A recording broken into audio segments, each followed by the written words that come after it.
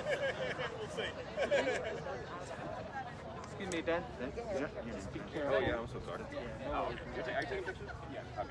Thank you. Appreciate that. No worries. All right, good morning, folks. We're here at the Dexter Training Grounds. Mayor Elorza about to address the media and other folks gathered here today about a new BIPOC reparations executive order he's expected to sign today. Hope everyone's having a great day.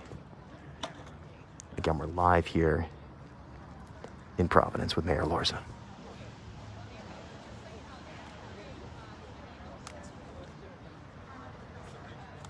Greetings, everyone. Welcome today. Mayor Elorza will be joining City Council members, the 1696 Heritage Group Vice President Keith Stokes, the African American group members Janice Faulkner, myself, Shondell Bernie Speaks, the Community Relations Advisor to the Office of Mayor Elorza. Mic on up.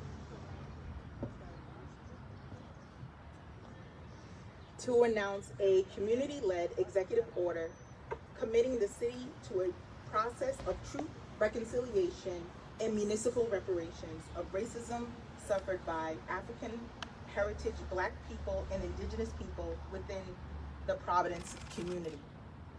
We join you here today from Dexter Training Grounds, the former site of the 14th Rhode Island Heavy Artillery, the first Black company from Rhode Island to serve in the Civil War, recruiting at least 1,800 Black soldiers and 77 white officers from Rhode Island and surrounding states such as Connecticut and New York.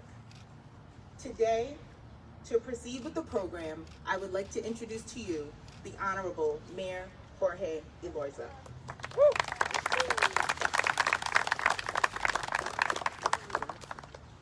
Good morning, everyone. Good morning, and thank you to everyone for joining us here. I want to begin by recognizing our MC for today, Shondell Bernie Speaks. Shondell is an amazing leader in our community and in my administration, and she's been leading a lot of the work that we've been doing with leaders in the Black community that has brought us here today. Shondell, you are an inspiration every single day. You push us every single day, and along your side, I know there's nothing that we can't accomplish, and we'll continue to aim high and really push the envelope on what's possible and what we do.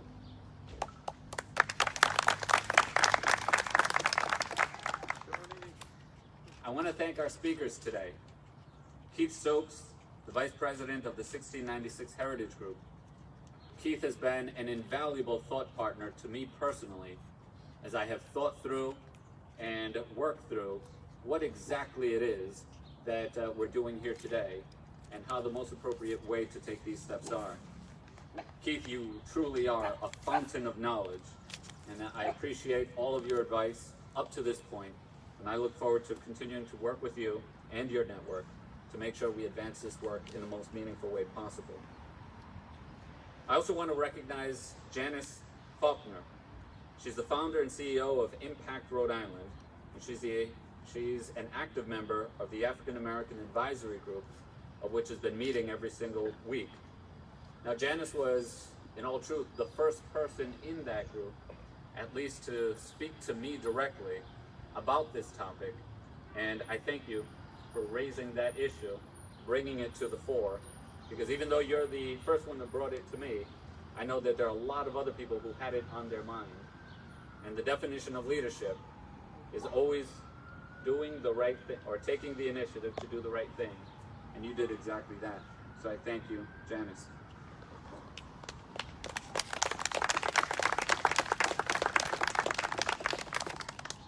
There are a number of people that have to be thanked, so I beg your indulgence for just a second.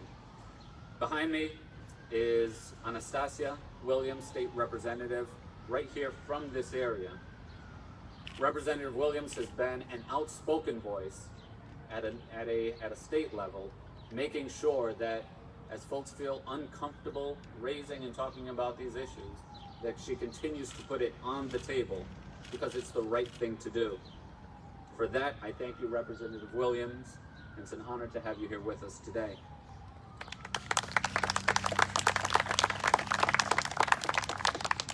Another leader who has been an incredible thought partner to me, and in many ways a spiritual guide, is Senator Harold Metz, and at times I refer to him as Deacon Harold Metz. Senator Metz is also one of the very first people that I spoke to about this idea, and he was just as encouraging at that moment as he's always been throughout my career, urging me to go forward and to focus on doing the right thing and taking the appropriate steps. Senator Metz, I think I speak on behalf of our entire community to let you know how thankful we are as a community and as a city to have you as one of our leaders and one of our public servants. So thank you for being here as well.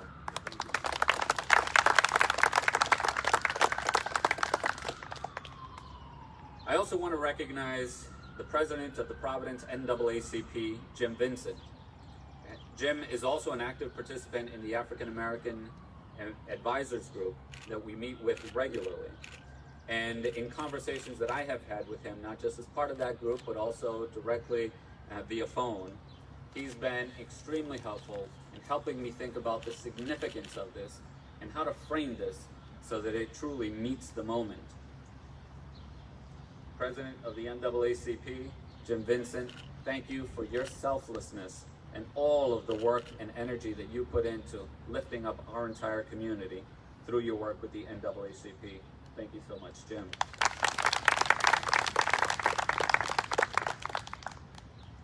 I also want to recognize another partner in city government, Councilman Pedro Espinal. Councilman Espinal is new to the city council, but he has hit the ground running. And Councilman, you always seem to be on the right side of issues, fighting the good fight, and never afraid to jump right in when you're called to. So thank you so much, and I look forward to continuing to move this work forward along your side, because it's going to be challenging at certain times, but I know you're just the man to help us through that process. Thank you. And I also want to recognize Bishop Jeffrey Williams. Bishop Williams is actually the first person that I spoke to when I started developing this idea, and he was encouraging from the very first moment. He leads all of our African American advisor calls, and your voice and wisdom is just so helpful, and frankly it's also very soothing, because these are challenging issues and sometimes it gets tense, but you seem to soothe that tension.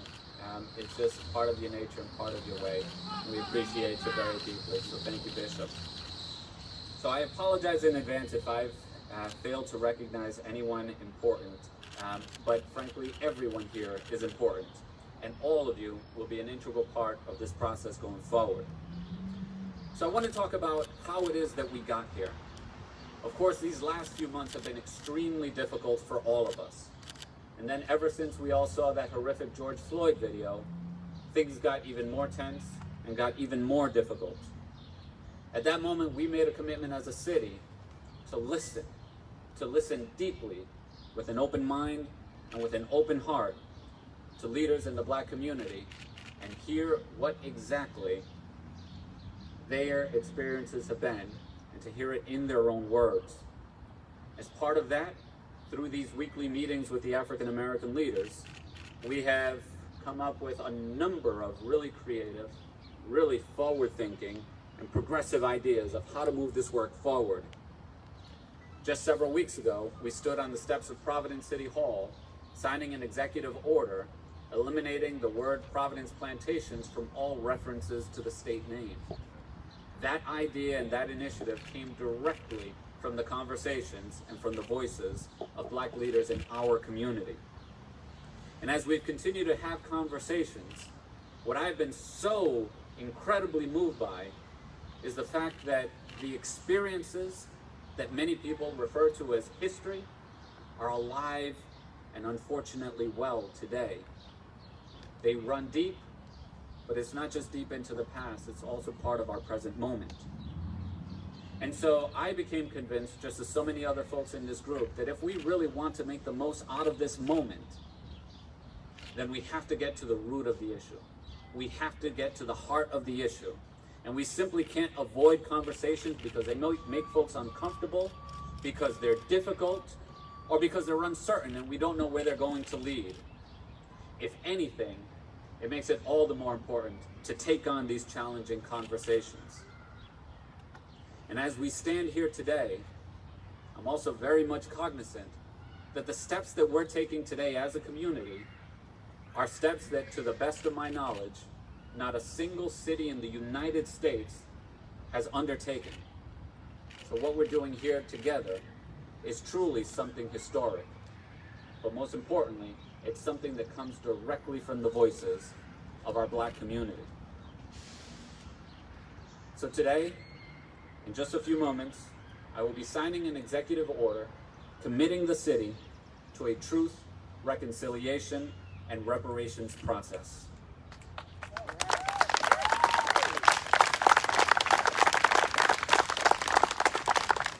And I want to spend some time talking about each step of the process because it's very, very important. The first step of this process will be the truth. In my conversations with Keith Stokes and with other members of the Rhode Island Black Heritage Society, the Rhode Island Historical Society, and other historians, they tell me that much of this work has actually already been done. So we're already ahead of the curve. The truth process is going to have us look not just at the experience of slavery, but beyond that as well, to the experience of Jim Crow, housing discrimination, and structural racism that pervades every aspect of our society. And just as important as looking into the past, will be creating the link between the past and the present, and acknowledging that history is not just a thing of the past, but it actively shapes today. All of this information will be compiled and made broadly accessible to the public. And we've had many conversations about how inclusive and how broad this should reach. Should it be, and how do we define the terms? Should it be African American, African heritage, Black people, Indigenous people, people of color? The group took an informal vote just last week, and they voted to be as inclusive as possible. However, let this be clear, that what brings us here today is the pervasive and systemic injustices against the Black community and a pervading anti-Blackness that exists in our society. So as we go through this truth process, the focus will be on the experiences of the Black community. And unfortunately, oftentimes, those who discriminate don't discriminate, meaning that if you discriminate against one group, you tend to also discriminate against other groups. And so the voices of other folks who have been discriminated against, they will be brought into the narrative and into the truth by focusing on the experiences of the Black community. That's the first step. The second step is the reconciliation stage. And at this stage is where we hope to engage the broadest number of people in the Providence community as possible. This is important for a number of reasons. Many people, we have to acknowledge, simply don't find themselves in spaces where they can hear directly about the depth of the crisis and the profound impact that this has had on real people here in our community. We will follow the model of other nations, South Africa, Rwanda, North Ireland being some of them, and some private institutions such as Brown universities that have gone through this reconciliation process. We hope to not just bring individuals together, but to bring in institutions, both private and nonprofit, that may not know how to engage, but want to be allies. Through this reconciliation process, we will highlight the interconnectedness of our community. In fact, the very, very idea that we cannot live separate from each other because we are interconnected to our core. And if the coronavirus crisis has taught us one thing, is that if your neighbor is sick, you cannot feel safe. and the same is true for our society. But it goes even deeper than that. And that is not just a matter of your personal safety or your personal security, but it's also a matter of our own identity. How we see and feel about ourselves is impacted by the plight of others. It is impossible to feel a deep sense of satisfaction about ourselves or about the world if our neighbors are struggling, hurting, and dying. The reconciliation process will allow us to look at ourselves with clear eyes and match our highest ideals of who we want to be with the reality on the ground. My sense is that we'll find that we have a long way to go to meet those high ideals. I believe in a fundamental goodness that exists in all of us. And when confronted with the reality of the systematic injustices that our Black community has faced, our broader community will respond to be part of the solution. Which brings us to the last stage and the last step of reparations. And I want to be clear about this step because it's a step that is the most likely to be misconstrued, and certainly by people who oppose this work or inclined against it. It's the most likely to be ridiculed or reduced to the absurd in order to undermine this whole effort. But we're not going to let them do that. There are many questions about reparations, such as what kind of reparations there will be, what form they will take. Will they be checks to individuals? Will they be investments in the community? How much will they be? And who qualifies? These are all legitimate questions, but they are questions for another day. Today's announcement is a commitment that we're making to a process. And as we go through this, a process will be developed for recommendations to be made. And those recommendations will take into account what the scale of those recommendations should be, the shape that they should take, and the eligibility for those same reparations.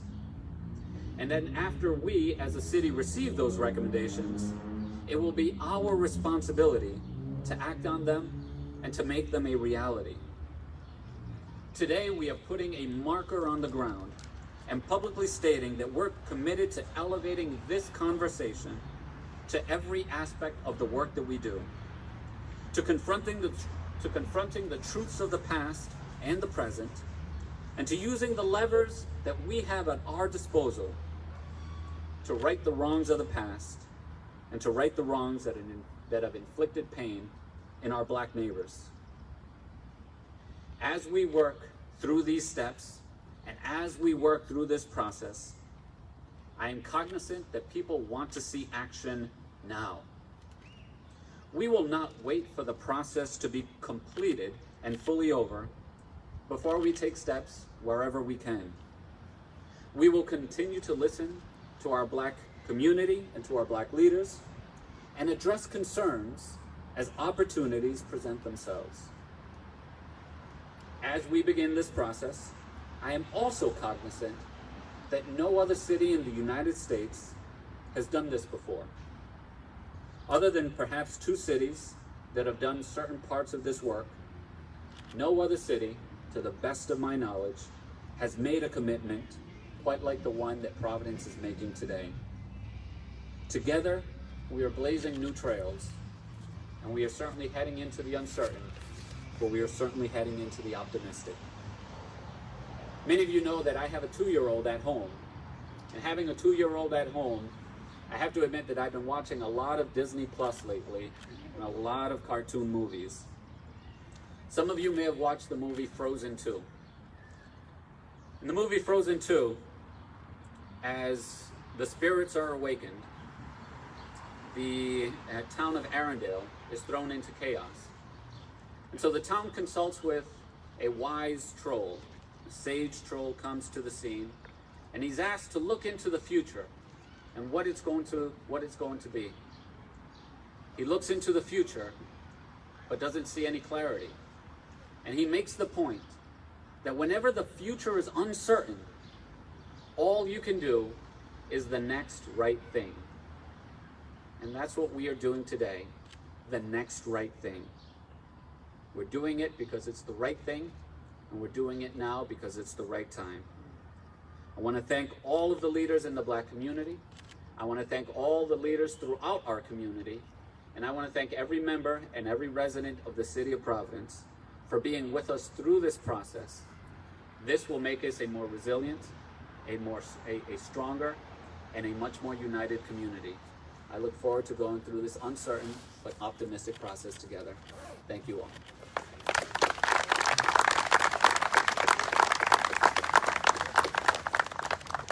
Thank you, Mayor Elorza, for that wonderful speech and for just the leadership that you have with the administration. We applaud you and we honor you. Next, I'm going to introduce our next speaker, 1696 Heritage Group Vice President, Keith Stokes. Mr. Keith Stokes is presently the Vice President with the 1696 Heritage Group, a historical consulting firm dedicated to helping persons and institutions of color increase their knowledge and access to light of truth of their unique American heritage.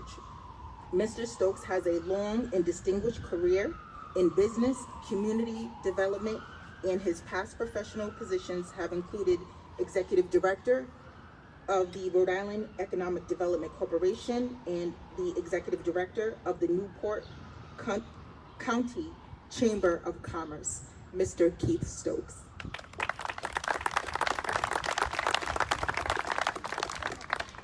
Thank you, and good morning, everyone. I'm very honored to be here today and support the vision and leadership of Mayor Elorza.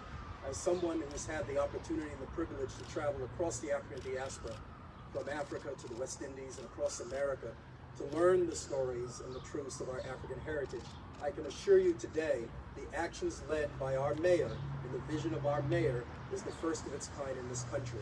And Rhode Island and Providence will lead the way in the reconciliation and the remembrance of our African ancestors. So thank you, Mayor, thank you, staff, and thank you to the City of Providence.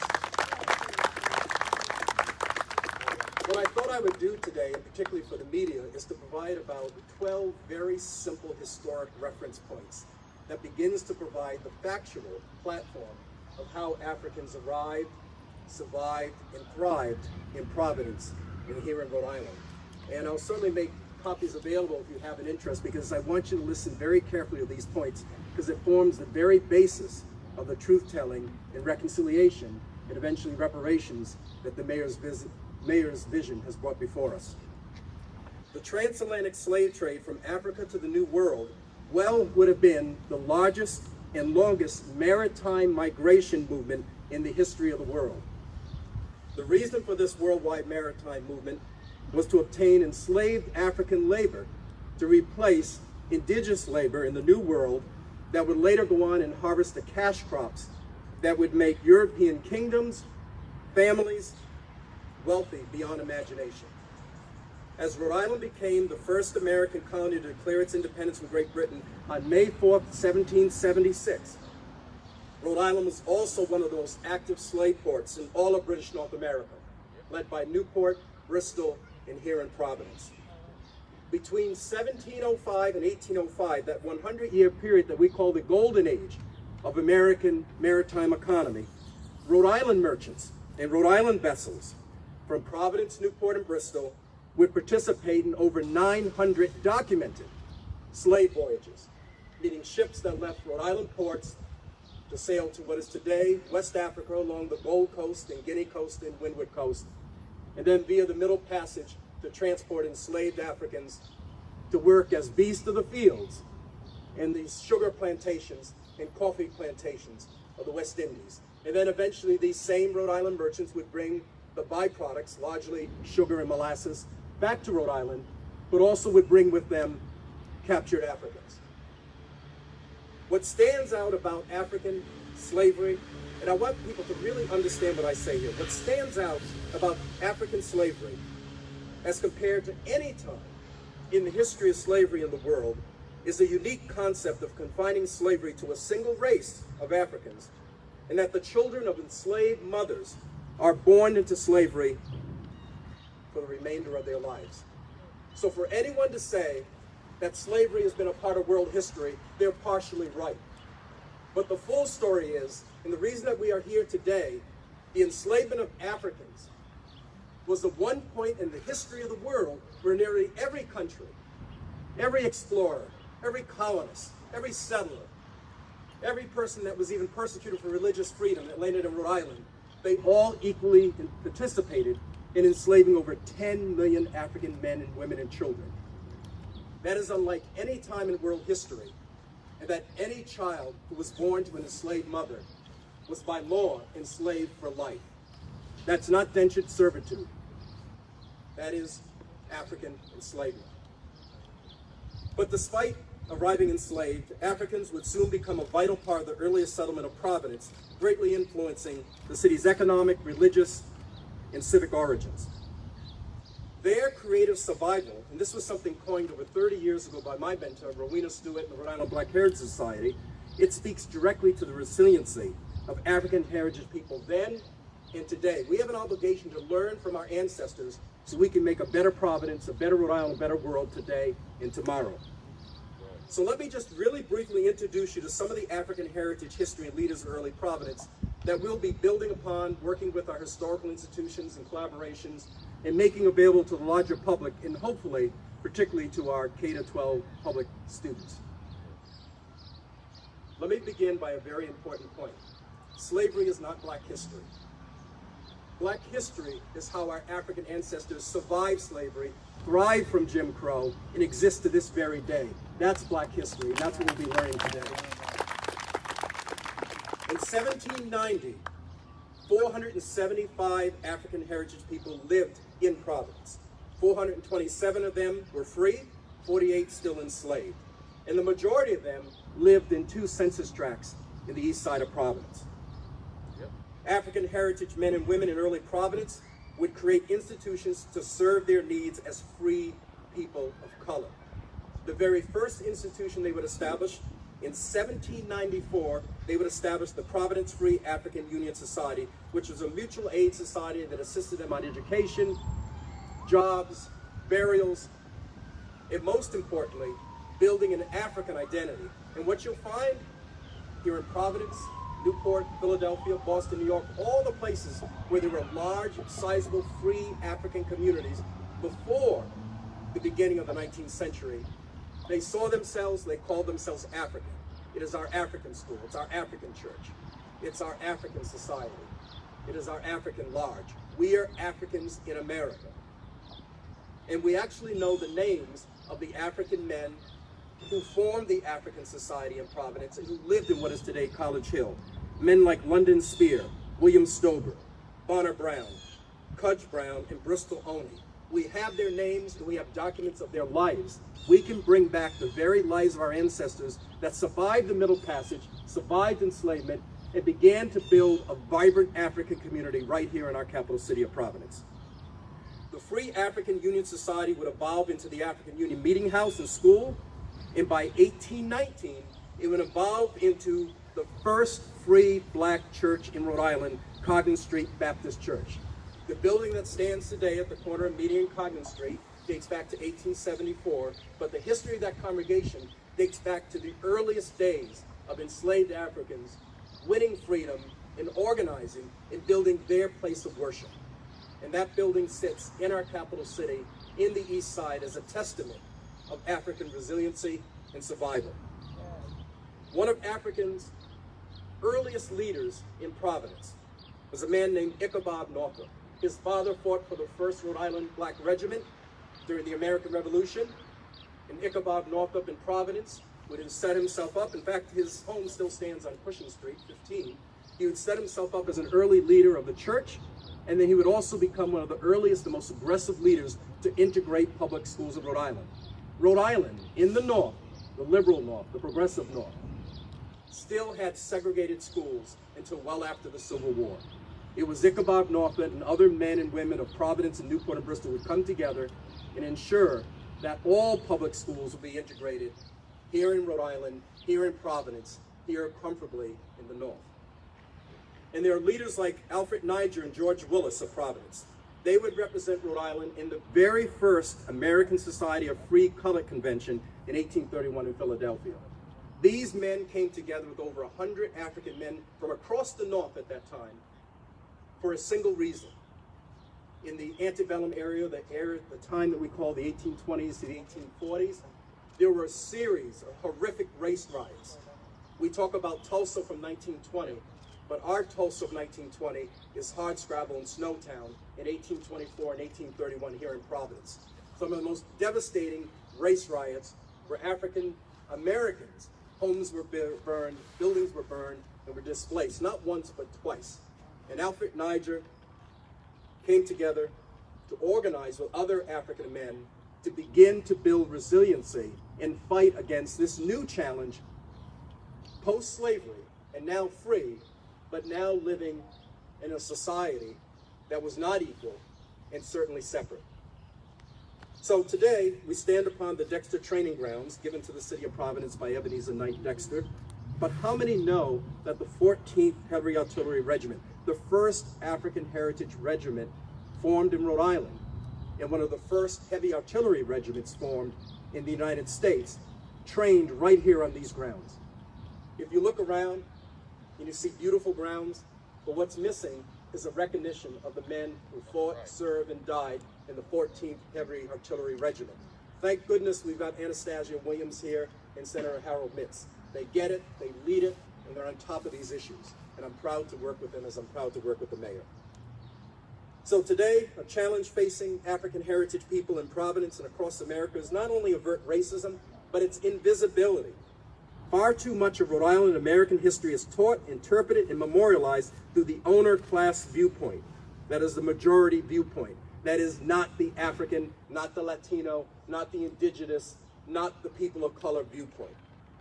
Confederate memorials and statues that celebrate those that secured fame through racial oppression is just not the history of America that the growing majority will tolerate any longer.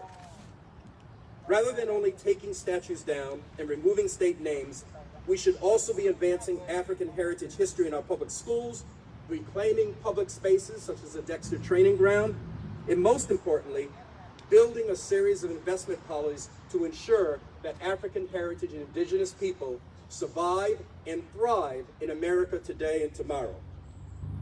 So Providence and Rhode Island can lead the nation on how we tell the inclusive history of all Americans through public memorials, public investments, and public education. But it's the truth-telling that begins today through the vision of our mayor in this executive order that will not only validate our earned African heritage and history in Providence and in Rhode Island in America, but most importantly, it will make clear that as Black Lives Matter, Black history matters. Thank you, Mayor. Thank you, the people of Providence. We've got a great task ahead. Thank you. That right there, Keith Stokes. You'll hear from him on Thank you, B-Town Mr. later this Stokes, summer. for your presence. Thank you for all the work that you do here in the community. You're doing some great work, and we appreciate you. Next, I'm going to bring up founder and CEO of Impact Rhode Island, Janice Faulkner.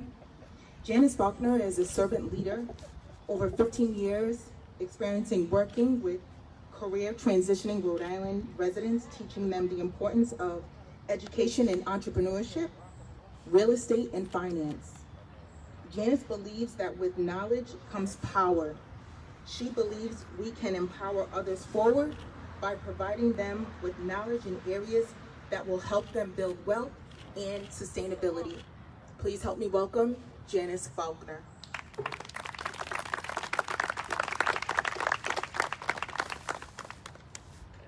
Thank you, Shondell.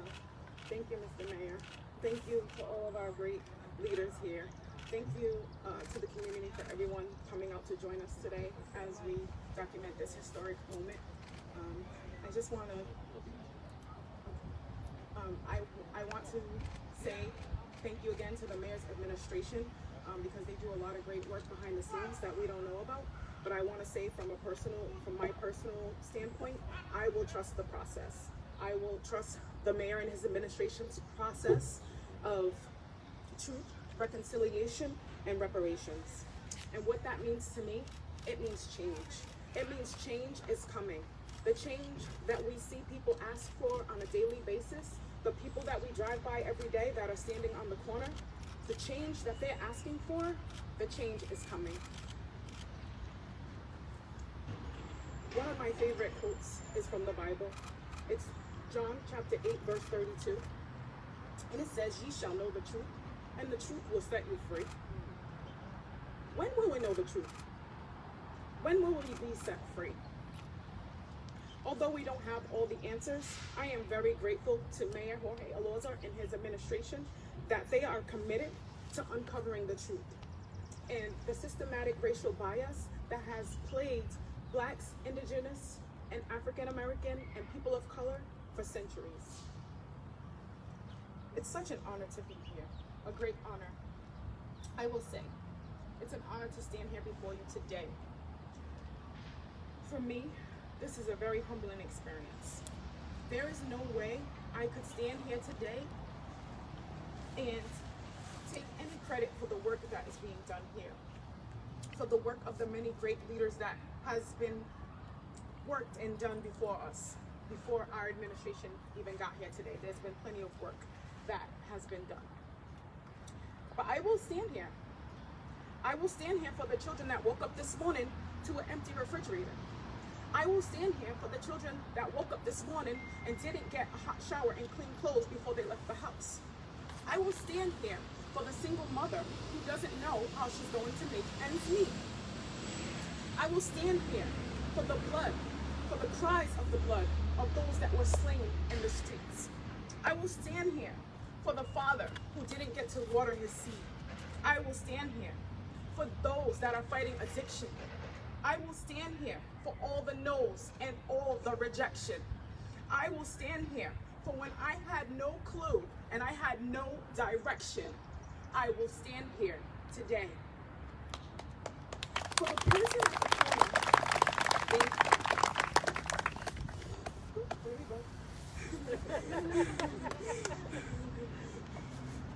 okay. For the person who's standing on the corner, for the person that is asking for change, I will stand here. For the lonely, for the forgotten, for the sick, and for the brokenhearted, I will stand here. I will stand here because we need change. I need change. I'm asking for change as well. We need a voice. We, the people, we need a voice. We need a voice that will cry out, a voice that is not afraid to say, yes, I have failed. Yes, I have been afraid. Yes, I have been knocked down. But yes, I have gotten back up. And with bruised knees, I did it anyway. And I will stand here today. Through all the hurt, through all the pain, through all the tears, I will stand here. I will be that voice. The voice for our community, the voice that will intercede for the needs of the people, the voice that will stand here and ask for the change. Thank you.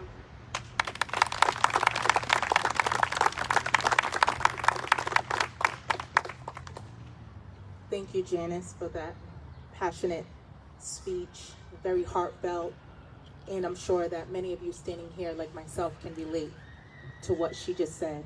We appreciate you and all the work that you're doing with the administration. Next, I'm going to have Mayor Elorza come, and I believe that are we gonna have him sit? So, Mayor.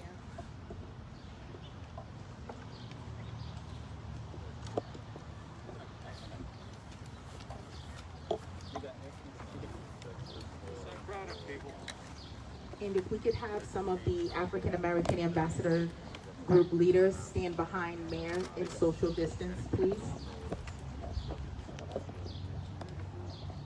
In support of the work that you've been doing. Iman. Good. Spread out just a Yeah, we little. should spread out a little bit. Yep. If anyone just wants to take a few feet, step away from the person next to you. Make sure you keep your mask on. Thank you.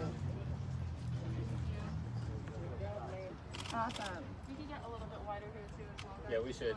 You guys get a lot of room on this side. If everyone could just take a step that way, I would be so Please appreciate stay it. arm's length apart. Yeah, arm's length apart's a good one too. And then that.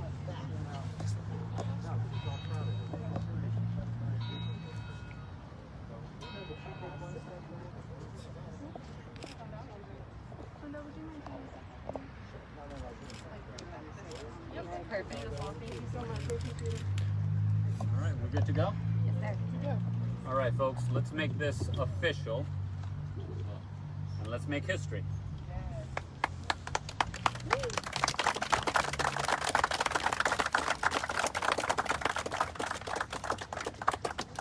right. We got a lot of work to do.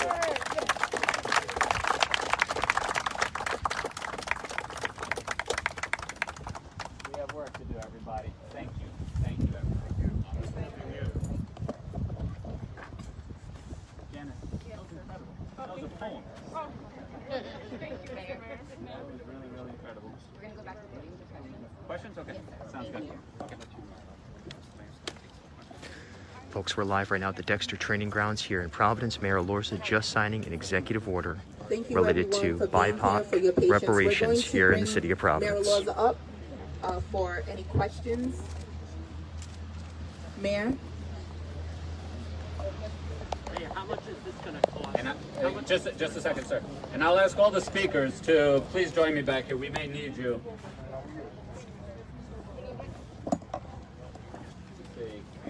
Keith, can you join us? We may need you for the question and answer.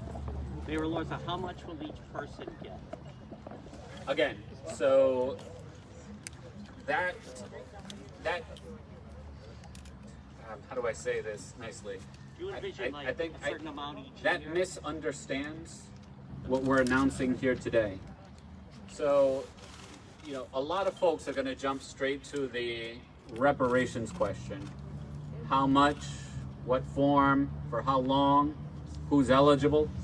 Those are all legitimate questions, but they're questions for another day, and they're questions that will be answered through the process. It's important to go step by step with this. The first step of the process will be the truth telling. The second would be reconciliation, that community healing. And once we've set the table, then it's a question, well, what are we going to do about that? And that's where the reparations part comes in.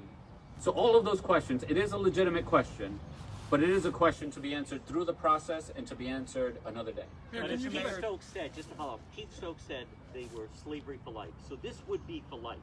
Whatever, let's just say it's a minimum of 5,000. The person would receive 5,000 for life, for the rest of their life. Again, that is just like so beyond what we're talking about today that it's hard to respond to. That's not what we're announcing. We're announcing a commitment to a John process. DePietro there. That's the powerful part of this. The speculation as to what it's going to be, anyone who has those questions, I invite you to be part of the process. Help inform the process. Be part of these conversations. Let's come in with an open mind and an open heart. Let's learn and grow and heal, and lend your voice to what that appropriate reparation should be. So I invite everyone who has any of those questions, please come be part of the process. Do you have a sense of the timeline?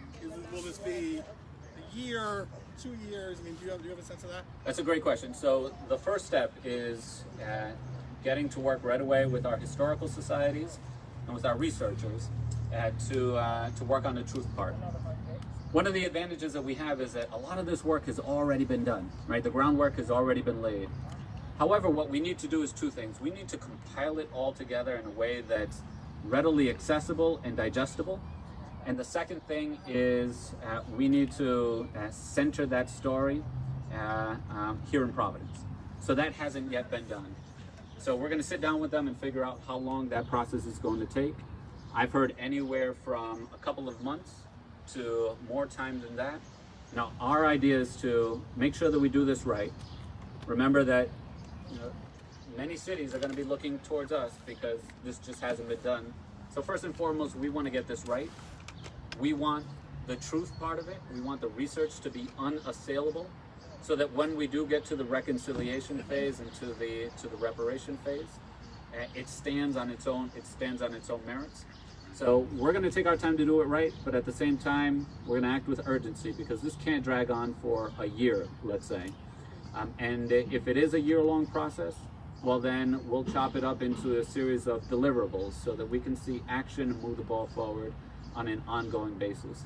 So first step is to convene the historical societies, and come up with an action plan for how we can turn something around that's well done as quickly as possible. Mayor, how much of this would you say is, pardon me, how much would you say this is a template for maybe other elements, or other aspects of the state? Have you had any contact with Governor Raimondo about, similar to the Providence Plantations decision? Are you trying to develop something that other cities around the country can look to? Is that what your goal is here, beyond just Providence? So I'll be honest with you, my focus is here in Providence. I want to make sure that we do this right for our community. But I got to say that I'm also somewhat shocked. Maybe I shouldn't be shocked, but I was shocked that not a single city in the United States has actually gone through this whole process. It really is mind-boggling. When we think about how clear the injustices have been, now how much they've been documented very clearly by historians, the fact that this has never been undertaken seems to me like a massive miss by cities throughout the entire country. You know, we're living through a really special moment right now, and every generation of Americans has their moment where they're called to rise to the occasion. And you know, I hope that we'll look back on this process and be able to say we rose to the occasion.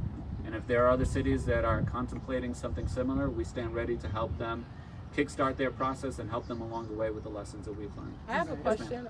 First, I want to point out that Black, Indigenous people of color's questions should be getting answered first in this. I do want to point out that Black, Indigenous people of color's questions should be getting answered first in this time. 3 non-Black, Indigenous people of colors were answered first. And I do want to point out, you are saying it's mind-boggling this hasn't happened in any U.S. state yet. I think it's actually taken too long for Providence to make this decision, considering Rhode Island's contributions to the transatlantic slave trade and the history of slavery that's happened here in Rhode Island. My actual question is that who's going to be in charge of voting on making sure this actually happens? Are there going to be people that look like me voting on that? So this entire process has been led by the African American Advisors Committee that we've had.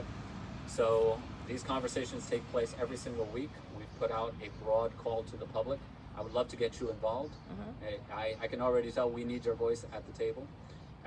But it's important throughout this entire process that before we take steps and act, that we take steps to listen to folks who are living through these experiences. That's what we did with the Providence Plantations executive order. That's what we did with this. And we've created a structure in this advisors group so that the work is ongoing in a whole range of issues, from education to housing to police reform, etc.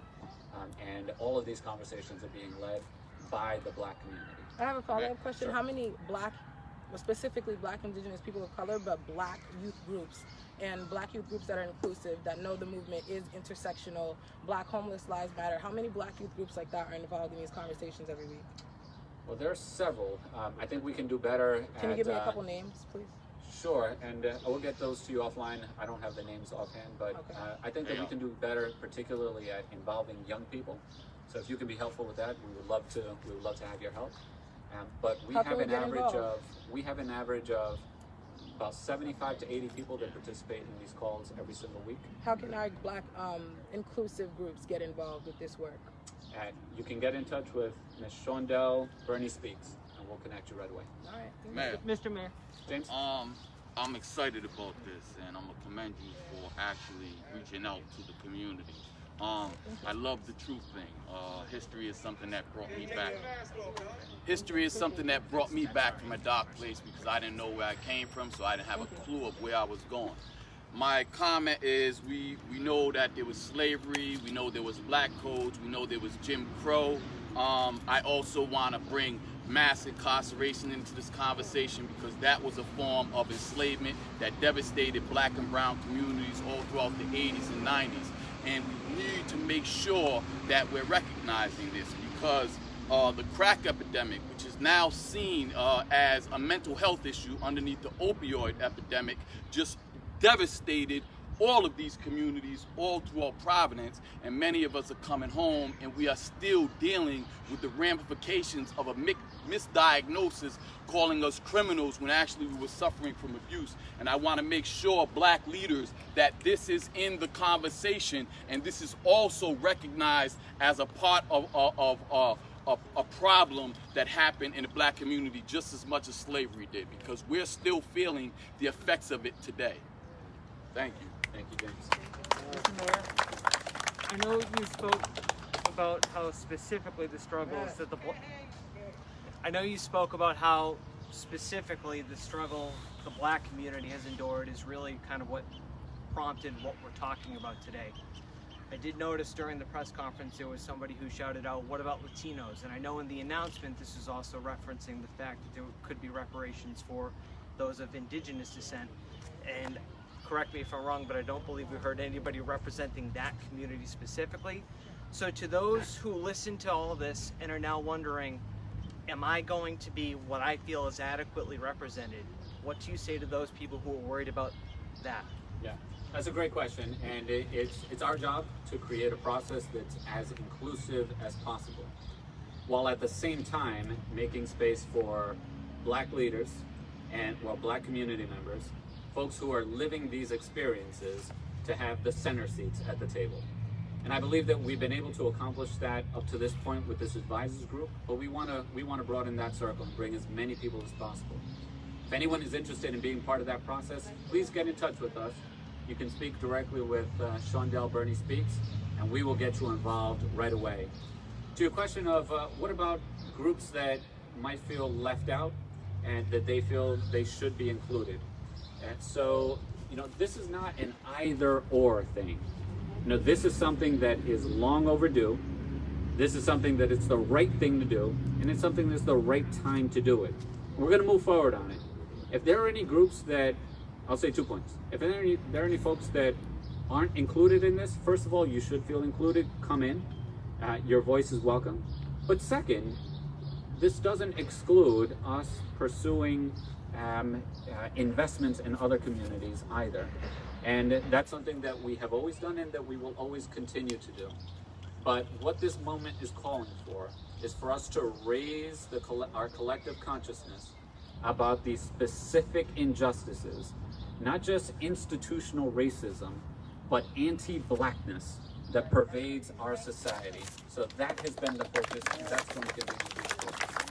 I want to jump back in real quick. I'll come back to you, man. All right. I have a question for you. So there's a statement that was just emailed to me from the Rhode Island Freedom, the Rhode Island Republican Party, and it starts, I'm not going to read the whole thing. It just says, while acknowledging that the liberal left agenda has failed black and minority communities in contemporary times, it would be an unprecedented and immoral act of the government to seek reparations, even for the horrible wrongs that were committed over 150 years ago. What's your response to that? Who sent that? The Rhode Island Republican Party. The Republican Party of the Rhode Island Center for Freedom and Prosperity. There's two separate organizations. I'll read it to you. Take your mask down. From Sue. Rhode Island Republican Party. From Stenhouse.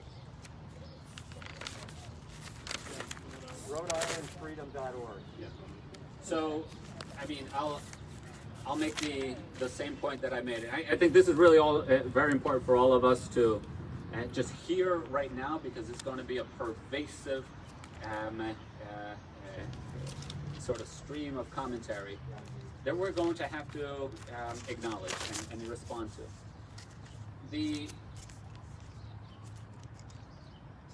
What I'll do is I'll answer it assuming good faith from the other side.